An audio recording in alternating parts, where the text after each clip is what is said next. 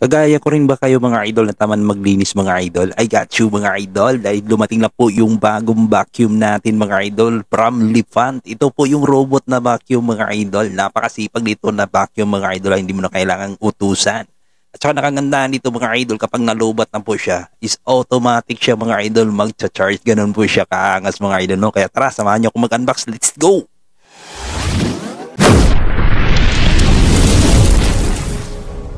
Upon receiving mga idol, as you can see, ganyan po yung package natin mga idol, naka-bubble wrap siya. At the same time, naka-brown box po siya mga idol. Tapos sa ilalim mga idol, another box na naman mga idol. Ito po yung robot vacuum cleaner mga idol from Lifant mga idol.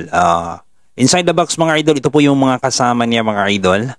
As you can see mga idol, napaka-secured ng product niya mga idol kasi meron siyang kumbaga frame sa ilalim mga idol. No?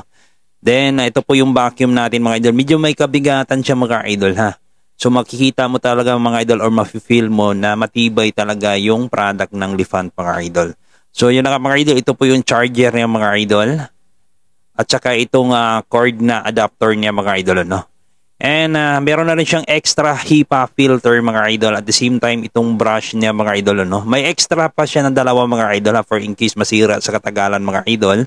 Then ito po yung storage ng nahigop niya ng mga alikabok mga idol. Tapos meron siya naka-attach na HEPA filter mga idol. Naka 0.3 micro na po siya mga idol. So para hindi tatagos na po yung mga alikabok mga idol. No? Yung mga alikabok mga idol na hindi nyo po nakikita pero nalalanghap nyo.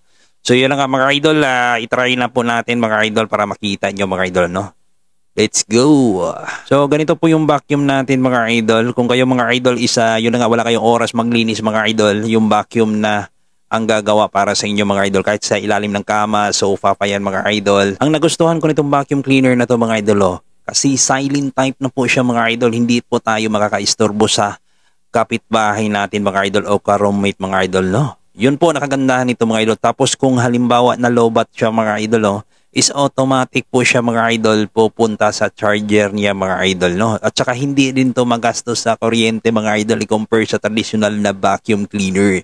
Kaya kung gusto niyo to mga idol, click the yellow basket.